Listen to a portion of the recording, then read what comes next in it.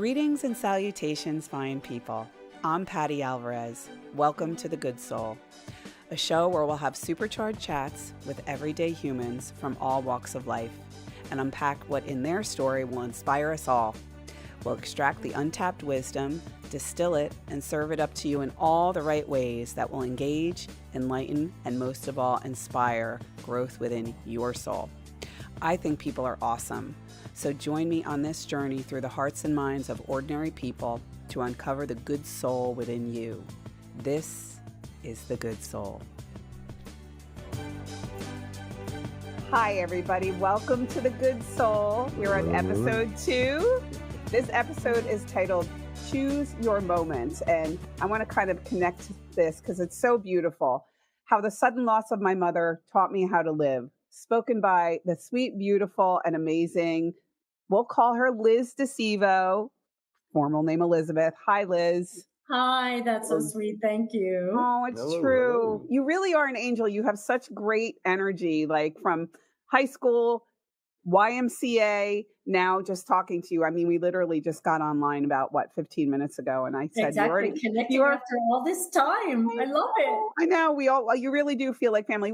You went to Thompson too, correct? We went to Middleton. I went to Thompson. Yes. My mother yanked me out and put me in Catholic school and high school. So I didn't go to Middletown South with you guys, but I still remain friends with everyone. Okay. Yeah. Well, I got away with everything as a kid. That's the one thing I didn't get was the public high school. My mom to say yes to anything. Mom, can we go to Burger King? We'll see. Mom, can we go to Burger King? Maybe. Mom, can we go to Burger King? Okay. You know, but when it came to, so I was like, all right, 3 times and I'm in. But with not your education. School, no way. Yeah. Well, an Italian mother barely says no to anything that's to do with food. Come on. I mean, that's at least. Was your mother Italian too, by the way? No, she was Irish. She was. I love that combo. All right, we'll get back to that. But in the meantime, how I knew you was through Becky Dill. So you live in Lincroft, right? Close. You live back. She lived on West Front, and you lived. She lived on West Front, and I was on Whispering Pines, right down the street. Whispering Pines. Yeah. So I mean, you guys were tight, and that's why when Kathy and Nora came up, and also through the Devlin sisters. Specifically, Carolyn and Susie, I know are close with Kathy and Nora, so who are mentioned in your book. So I'm going to read. So Christy Whitman, who's a friend of yours, was a teacher of yours, from what I gather. Yes, she's been a teacher and a mentor. New York Times, multiple New York Times bestselling author, and she's also the creator of the Quantum Success Coaching Academy, is what you explained. Yes. She nice. Okay. So she wrote the foreword to your book, and I just want to read. It'll probably only take me about 30 seconds, but I think it really was eloquent. I don't think I could have put it better. So without further ado, I'm going to read this out, and then we're going to just run off that. What we choose to do with the experience of losing a loved one. Will we allow it to eclipse our faith, steal our joy, and cast a shadow over time spent with them?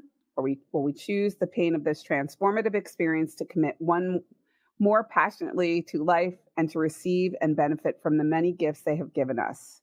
Today, we'll be talking with Liz DeCivo, author of the book Choose Your Moments. This book is a soothing and enlightening guide for those who wish to choose the latter. Liz, the author of this book, will support you in viewing loss not as a misfortune, but as a catalyst to deepen your perspective and soften into the many blessings in your life. What you'll find on these pages are 80 gems of pure wisdom to help you gain access to the broader stream of energy and wisdom that is available to you. You'll find soothing comfort and joy and many valuable reminders here. So beautifully put. Nice. Here's the book. You can get it on Amazon. We'll get to all that later. But and Liz, will you show beautiful us? After that. So this was Liz's. Liz, what was your mother's first name, by the way? Brenda. Her full name was Mary Brenda, but because we were talking about nicknames, everybody called her Brenda. Everybody called her Brenda. I love it. So Brenda's pendant is on the cover of the book, and please show everybody what's wearing it. There it is. So it's her locket. These are her initials for Mary Brenda DeCivo, and she wore it all the time. I actually didn't realize until her funeral how identified she was with this necklace, because I wore it to the funeral and everybody came up to me and said, your mom's necklace, your mom's necklace, your mom's necklace. So it was a real eye opener at that point. So then I knew, okay, well then that's going to be the image that I use. Yeah. And it's amazing too, the memories we have, like pieces of jewelry. I have, like, my mother had this ring that was like a braid, and I can, when I think of the ring, I can almost like smell her perfume, you know, like you still feel her. So how long has it been since you've lost your mother? Almost 2 years. She died in December of 22. So we're coming up on 2 years this year. 2 years. Okay. And how long after you lost her did you decide to do this? You know, I would say probably about a month or so after, because the experience that I write about in the book about standing in front of her the night before her funeral, because she died suddenly. So it was a big shock. And, you know, even when people don't die suddenly, you want to see them and have that kind of confirmation. And I write about it in the book that I was standing in front of her and I realized that all the things that we think in life matter don't. All these things we worry about and talked about and spent time and energy on, it was one of those full body experiences, and I really got that message. And I remember thinking, I hope I remember, because I was so in shock and numb and from what had happened. And about a month later, when it was my birthday, I did remember, and I thought, well, I'm going to celebrate, you know, my birthday moments. And I am going to celebrate life, and I'm going to lean on choice, intention, and willingness to help me with my grief. So I'm going to choose to have happy moments. I'm going to intend to live well. You know, so it's things like that I would think about. And I thought I would love to find a way to spread this message, because what I really learned is that life is a series of moments and we get to choose how to live them. And it's not really about emphasizing the scarcity of time, but the immensity of the time. And beautiful. Yes. So that's how that started. Nice. Yes. Beautiful. Okay. So it sounds to me as though you had a pretty decent childhood based on the way you turned out. Relatively speaking, congrats. We've all had our traumas and heartbreaks.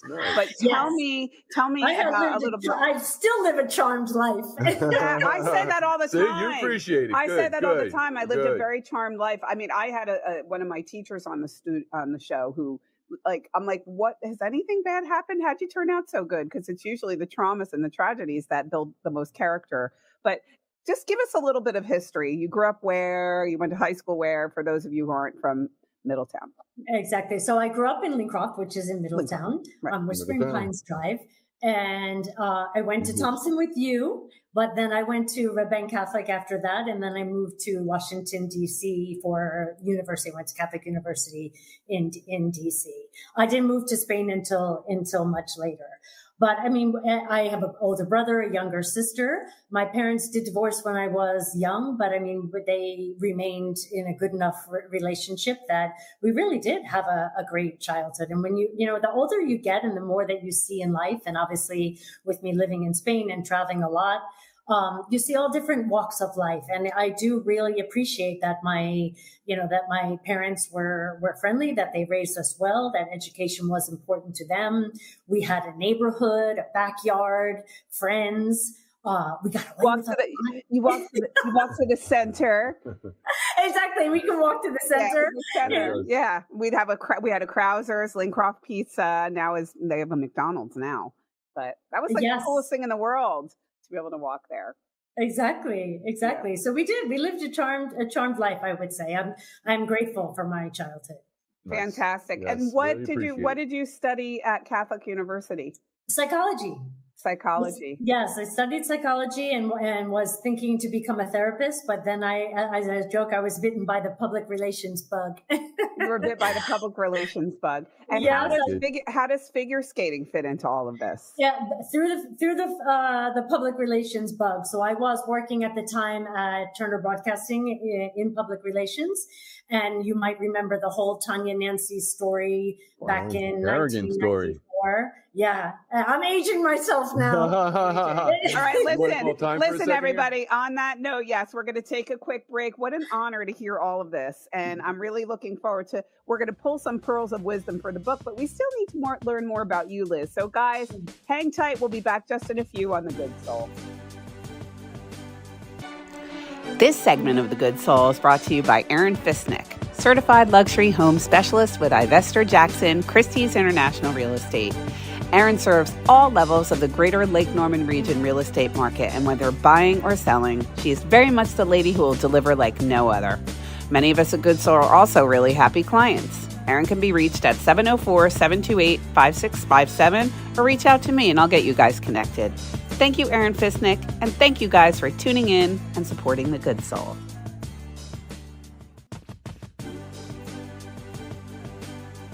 Welcome back, everybody, to The Good Soul. We are on episode 32. This episode is titled Choose Your Moments. And we're talking about how the loss of Liz's mother taught her how to live. And she is sharing all of this great wisdom with all of us. I know for me, having lost my mother, this book is, reading this book was just, I cherished every moment of it. So thank you. Oh, thank you. Thank you for saying that. I'm hoping that people that have lost, especially parents, but lost anybody, feel accompanied by the book. That's the point. Yeah. Well, we need one another. I own a yoga studio. People crawl through the door. So we really do rely on one another. And these are great tools for us to use. So thank you. Again, taking the time to do that. Not everybody does that. So, how did you end up in Spain? How did you end up with the fascination with Spain? Well, exactly. So I always laugh at that question because I say it's the $1 million question because I don't have the typical answer. My answer is that I was working in figure skating at the time, and I was preparing tours. Some of the people that worked in the show lived here in Madrid, and we were preparing the tour from Madrid to go throughout Europe and Japan. And I loved it here, and I wanted to move here. And I kept saying, oh, if I only had the man of my life, I would move to Madrid. Oh, if I only had the job of my life, I would move to Madrid. I don't have either of those, but I think I'm just going to move to Madrid. So that's basically what happened. And I lied through my teeth to my father, who asked me, do you have a job? Of course I have a job, Dad. Do you think I would move to another country without a job? Are you renting? Did you rent out your house? Of course I rented my house. Do you think I would pay a mortgage in one country? Just being a dad. Yeah, don't let him listen to this episode. I was going to say, are you listening, Mr. DeCevo? I'm sure you shared all this at this point. Later, yeah. But it's very eat, pray, lovey of you. How old were you when you did this? I was 40. I did it specifically on my 40th birthday. So I had been coming back and forth to Spain for several years, for about 4 years. And then I decided to make the move specifically on my 40th birthday. So I landed here. I was always staying with friends and things like that. I had friends here before I moved. But when the plane landed, I had turned 40 and I moved into my own apartment and thought, okay, let's see what happens. If I can make a life here, I will stay. And that was 13 years ago. I guess you're doing well now. Liz, what did that feel like? Like to move into your own, like how did it, the smell and the view, what was that like for you? It's funny that you say smell because I had come to Spain when I was in college. I did a study abroad. And I came on my own. I was originally supposed to go with my roommate in college and she backed out at the last moment. And And I went anyway. My mom was like, so you're not going to go now? I'm like, oh no, I'm going. I don't care that she's not going. So I came here, and when we landed, I remember walking, and this was in 1992, walking through the airport and the smell of the country. I got goosebumps and I was like, oh my God, I've been here before. I belong here. Yeah. What is this? And I had the best 6 months of my life. And then I had to go back home and graduate college. And then I ended, and it was figure skating that actually brought me back again, because I was working with a producer to bring Champions on Ice, which was a tour in the US to Europe. And he actually happened to be from Madrid in Spain. And so that's what brought me back, and same thing. So, but it felt great. I love it here. It's a fantastic place to live. Yeah.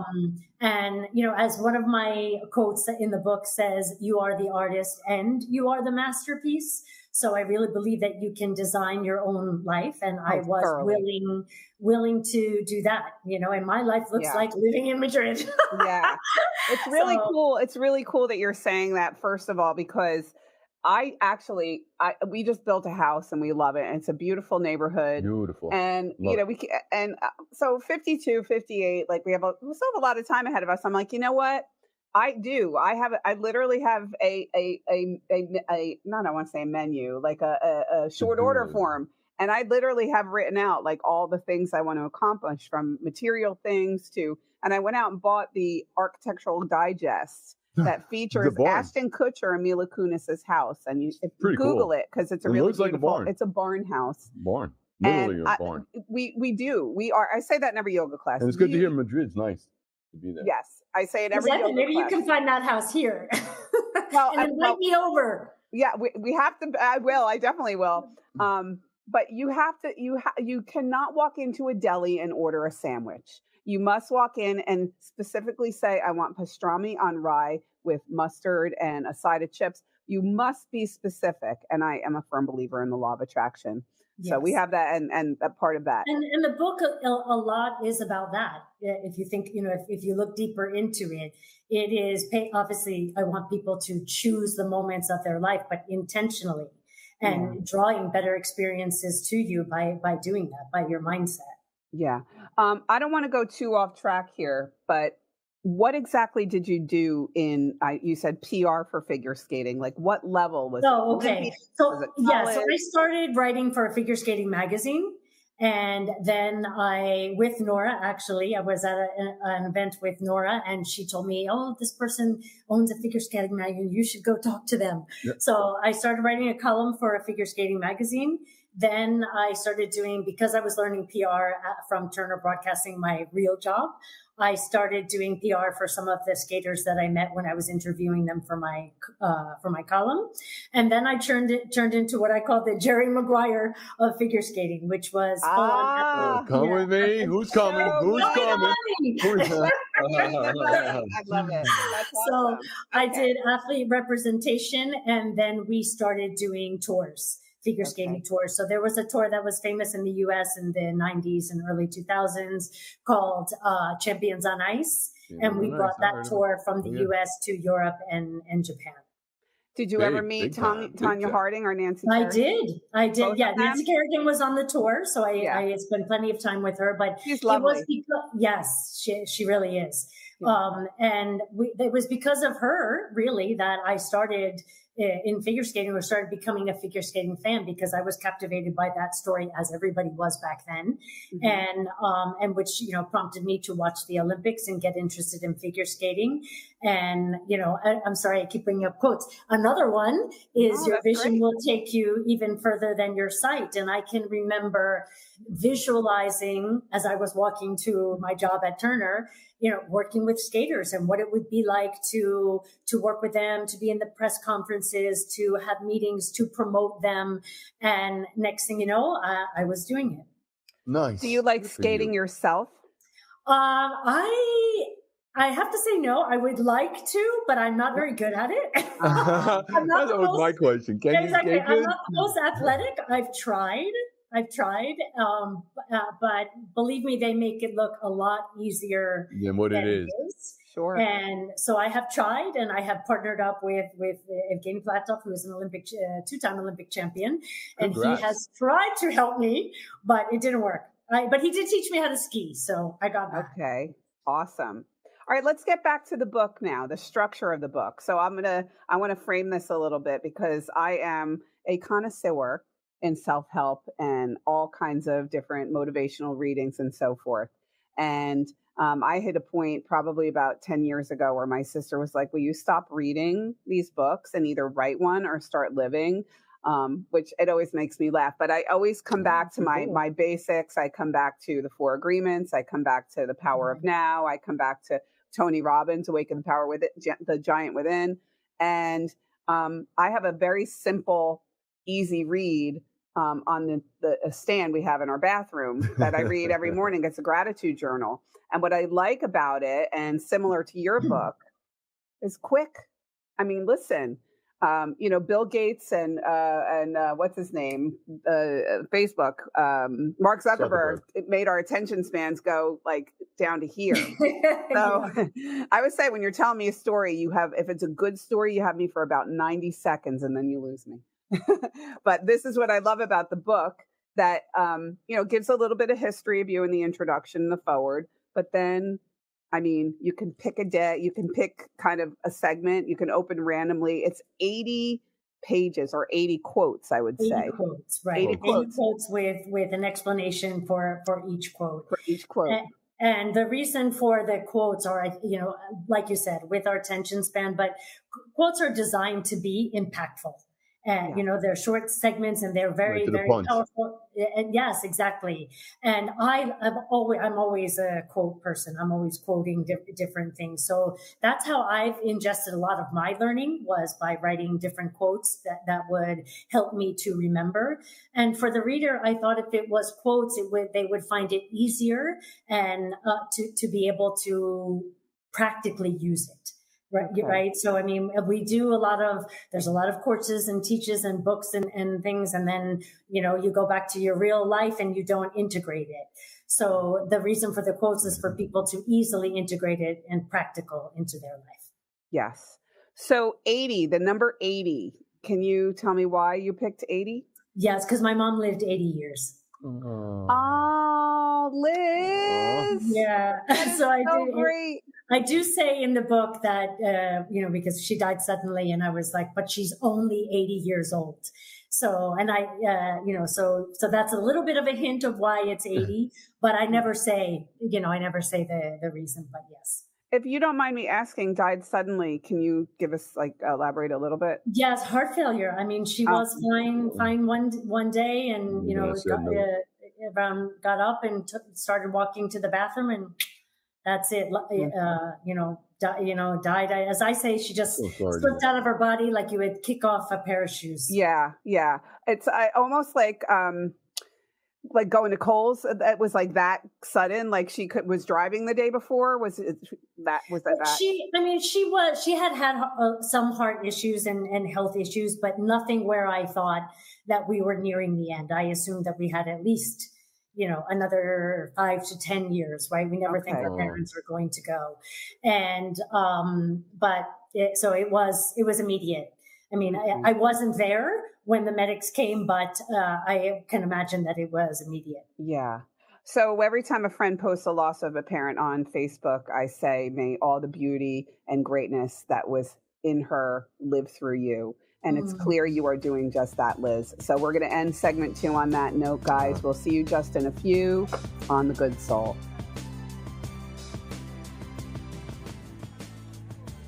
This segment of The Good Soul is brought to you by Aaron Fisnick, certified luxury home specialist with Ivester Jackson, Christie's International Real Estate.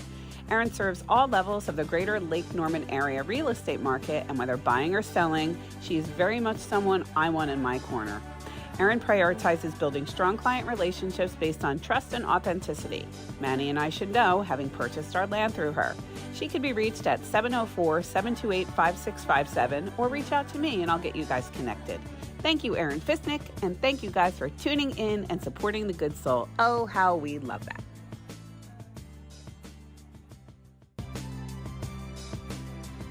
Welcome back, everybody, to The Good Soul. We are on segment 3. This episode, we are on episode 32. Can we start over, Joe? I'm sorry. I hate when that happens. Absolutely. Let me reset my clock. Hold on just a second. Drop that on the cutting room floor. Okay, whenever you're ready. All right, we're ready. In 3, 2, 1.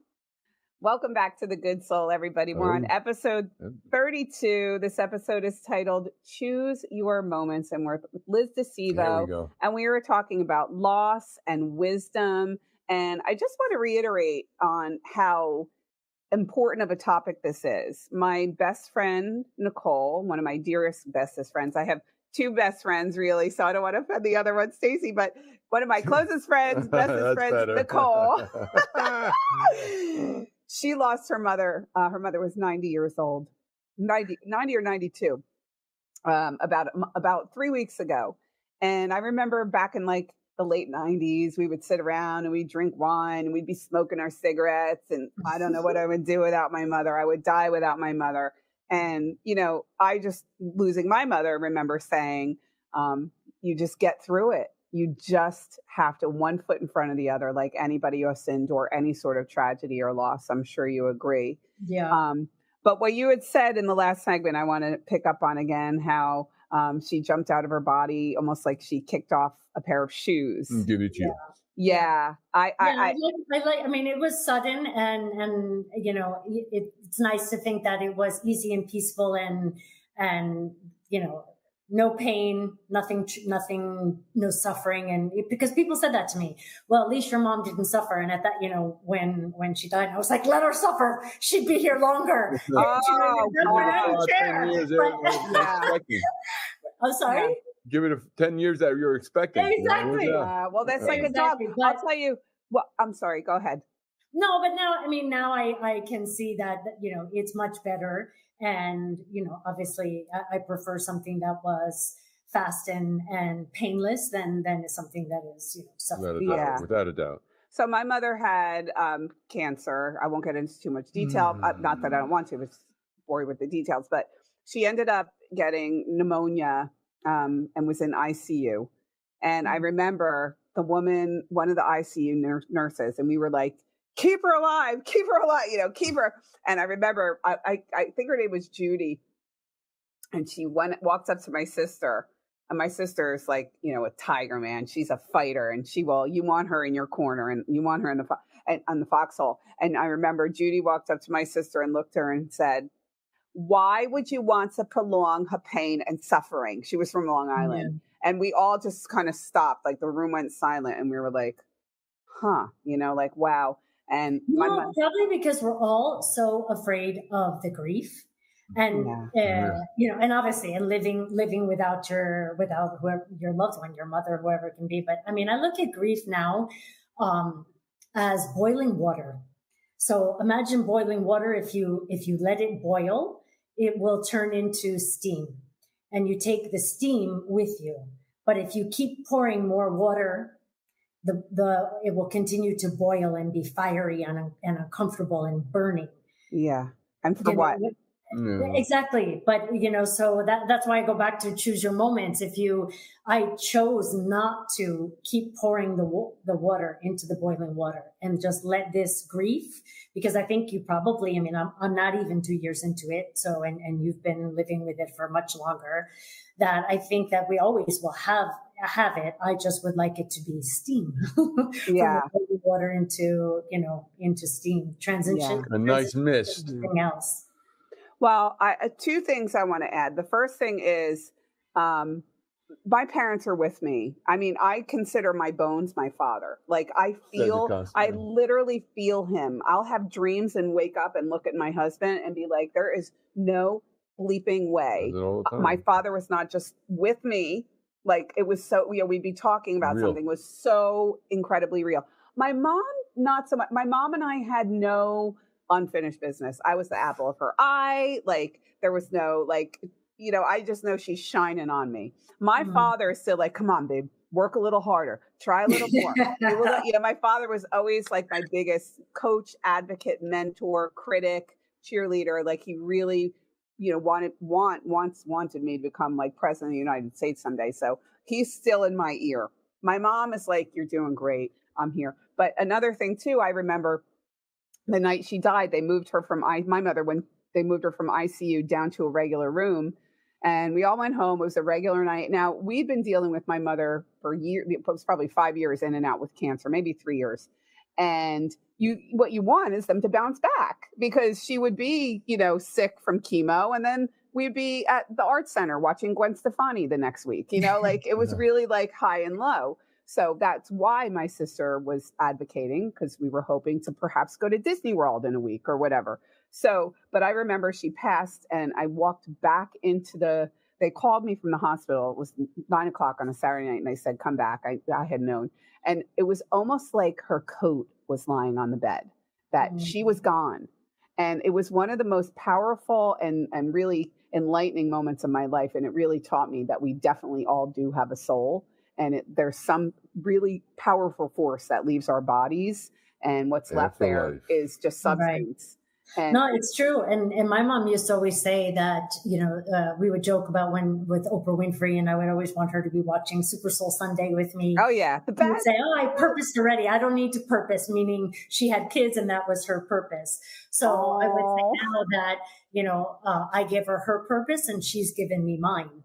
Because the message that she left me with, which is life is a series of moments and we get to choose how to live them. I want to spread that, for all of us to learn and to live. Yeah. And it's incredible. It's extremely powerful, that message and that energy, if you know what I mean. Sure. Well, don't you love how our generation, we're totally into like this pop psychology and Super Soul Sunday and going to Kripalu and doing all these cool things.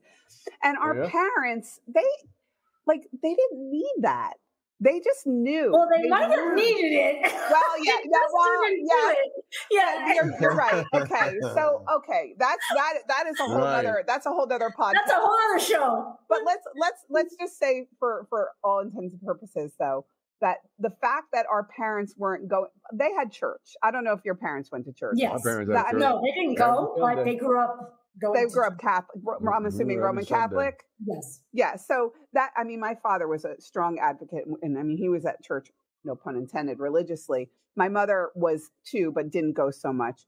But how all of that, whatever they weren't doing or were doing, what they instilled within you that gave you the gumption and the wherewithal to produce a book like this. And being in Madrid. It's really cool. I mean, think about it. We didn't. My mother was an incredible mother, right? I mean, we'll all say, there's a lot of people will say the same thing about their mothers, but she, as a person, I'm sure she had her insecurities and whatnot, but she gave us so much security as people. Mm-hmm. That I felt that I could, quit my job at Turner Broadcasting with my 401k and health insurance and just work with figure skaters, right? Yeah. Sure, I can do that. Oh, I could just pick up and move to Spain. Why not? Because, when we go back to the charmed childhood, that, she gave us such a sense of security, and not just financially, just in general in life, that you can do anything. I saved the last quote, which is of the book, which is "Think Happy Thoughts," which was her quote. And she used to say that all the time. No matter what, you could come with the worst problem ever. The biggest heartbreak. Oh, honey, just think happy thoughts. And it's the best advice ever. Yes, yeah. It is. Well, it teaches you to start with your mind and believe that, that you can be happy and to choose to be happy. My father's favorite book was Don't Sweat the Small Stuff, which I think was priceless. And again, very simple methods and philosophies applied. I think to a certain extent, we make things very, very complicated in this day and age to a certain degree. Now there's pluses and minuses. So on the next segment, we are going to get into some specific quotes. And Liz, I can't thank you enough. I can sit on this podcast. I can't thank you. Yay. Good. God, you're such a doll. All right, guys, don't go away. We'll see you on the flip side. Segment 4 coming up on The Good Soul.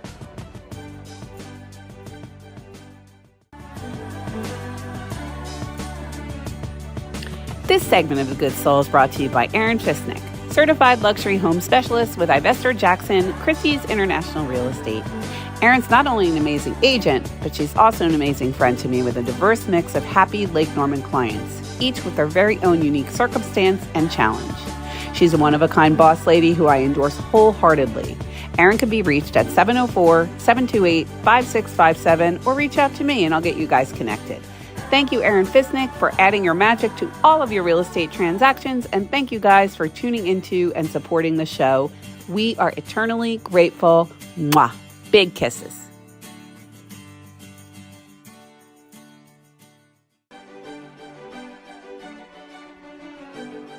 welcome back to The Good Soul. I'm sad to say we're on segment 4. I don't want this episode to end. Good story. Choosing your moments. We are talking love, loss, and all the wisdom that our parents impart upon us, more specifically our mamas in this case. So, I've said before, I said it in segment 2, what a strong advocate I am for self-help. And I'm always looking for ways to implement these rituals into my life. And I love habit stacking. So for those of you who are looking for a way to roll something really useful and valuable into your life, I highly recommend you go on to Liz's website, which is chooseyourmoments.net. Click on the Amazon link and buy this book. We're going to give you a teaser. We're going to read some quotes from the book, but they're really quick doses. They're really powerful, like, as they say, bumps, right? Pearls of wisdom.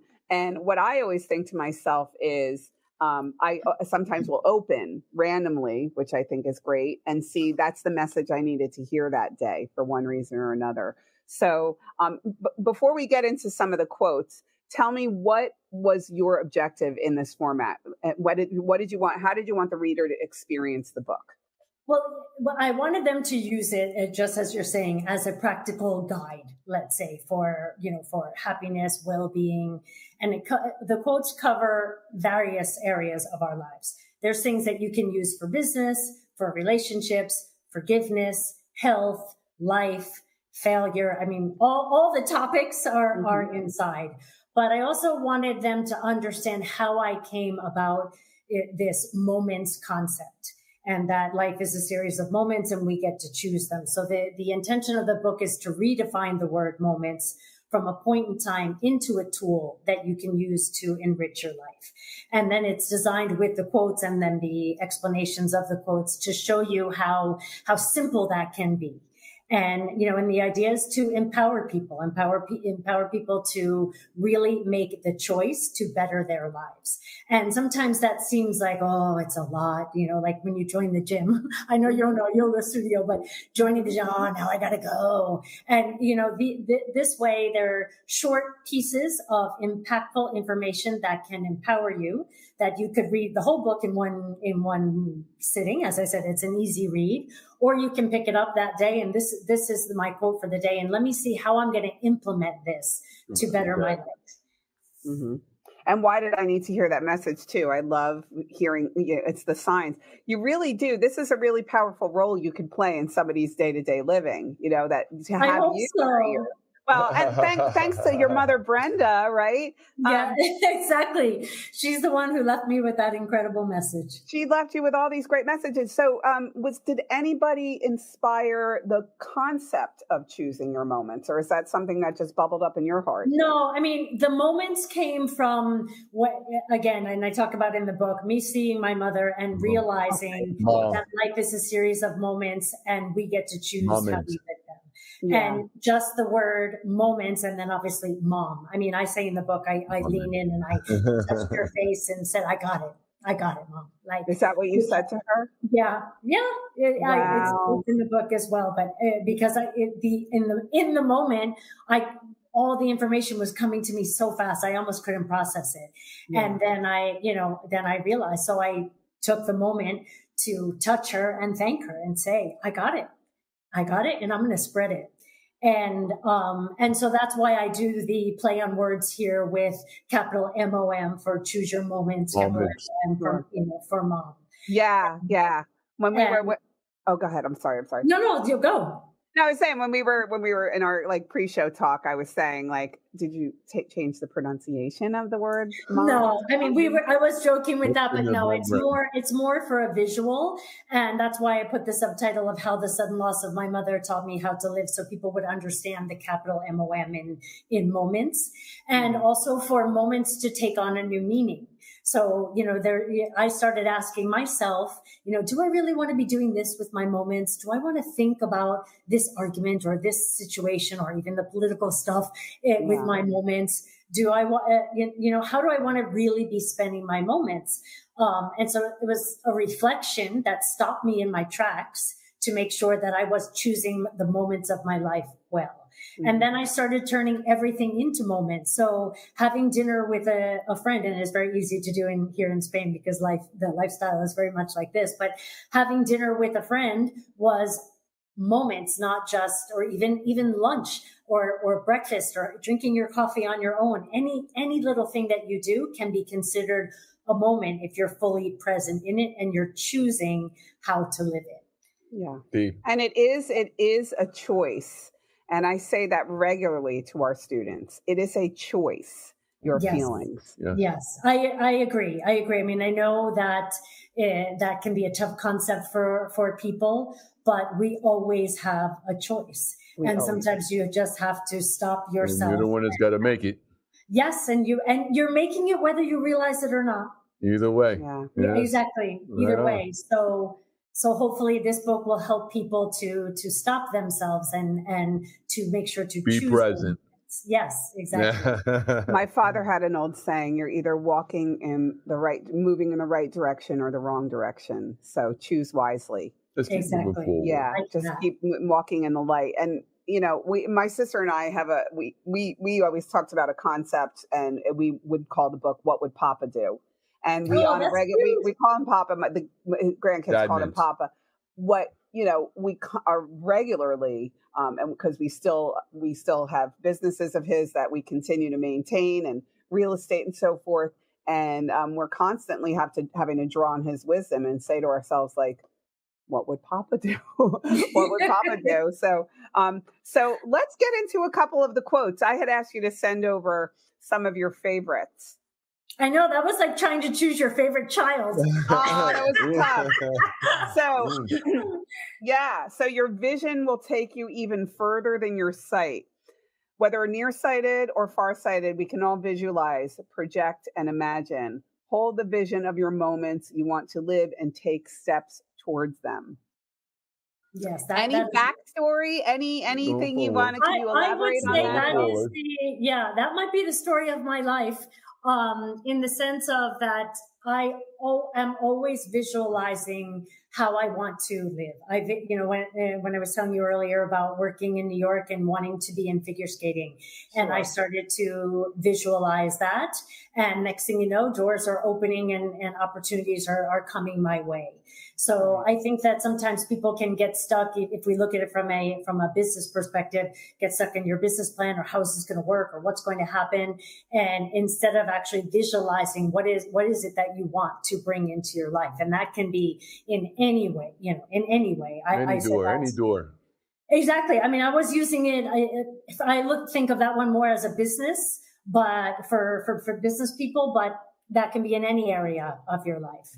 And sometimes we are very short-sighted, so the vision is important. Are you a big advocate of writing it down and journaling it, or are you just, yes. Is it all, me too. I have to write it down. Exactly. No, I think how much I want in the bank. This is the car I want to drive. I'm the same way. And there's studies that say when you do the writing, not typing, but actually writing, handwriting, that the it's imprinted more. It's imprinted more in the brain. Higher of the manifestation, and that there's some mind-body connection there. So I think that's it. I do think it's important. I have this big, thick leather journal next to the bed, and just this morning, you're like, dude, you got a light on? It's like 5 a.m, and I'm writing down. So I just read. I love my husband. That's what you're writing down. I'm grateful for my beautiful husband that's laying next to me and wants to murder me for turning a light on. No, but I just finished The Gap and the Gain, and what they talk about in The Gap and the Gain, which is a great book if you haven't read it, is write down your 3 wins for today and your 3 anticipated wins for tomorrow, or sorry, yesterday's wins are today. And of course, I always write down what I'm grateful for. I'm with that, writing stuff down. Yeah, well, yeah. I read my little black book. And you have such cute handwriting. It's really cute handwriting. It's kind of girly. This is a good one. This one. So Manny has MS. I don't know if you know that, Liz, but I'm always, we wake up, oh, my legs, oh, blah, blah, blah, blah. And I always say, stop, the gods, the universe, whatever you subscribe to, they're listening to you. We are the story we tell, right? How we talk to ourselves about ourselves has a huge impact on our quality of life. No, she did. I did. Yes. Hush. Self-talk advocates activates, special parts of the brain affecting mindset, mood, and the physical body. If you want better moments, tell a better story. And P.S. I love that you have the word moments in every single passage. Yes, exactly. So that was the point of the book as well, is to be able to, again, drive home the concept of moments and how useful and easy it can be. Yeah. I love that one, especially after living in Spain for as long as I have, with 2 languages, meaning Spanish and English. Bilingual. Words are so important. And I know, and obviously how we talk to ourselves and how we talk about ourselves says a lot. Says a lot and instructs our behavior as well. But knowing now with the 2 languages, I mean, when I come home, I hear words, English words, in such a different way, and we misuse them a lot. They're, we use very dramatic, heavy, strong words when they don't belong. And those dramatic, heavy, strong words come with dramatic, heavy, strong energy. Yeah. And Christy Whitman, who is my mentor, has a great program called Watch Your Words. And and it's fantastic. So I think it is extremely important to start with ourselves and hear the voice that's inside of our head. And what are we saying? Are we telling ourselves that we're healthy, well, wise, and wonderful? You know, or that, I'm old and tired and sick. And everything hurts. Everything hurts. So it does have an effect. That's living in the gap when you do that. You don't want to live in the gap.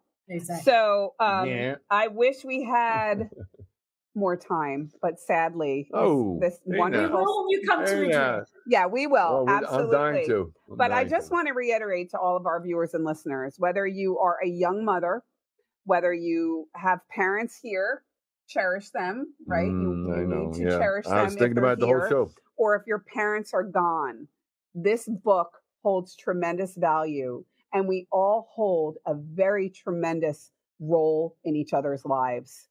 Liz, thank you for making it easier for us by providing us with this really, it's a very easy, powerful, sharp, smart read, and it's heartfelt, and I love it. And I feel like I'll say it again. You feel like family to me. What a darling you are, as Casey Webb would say. Thank you.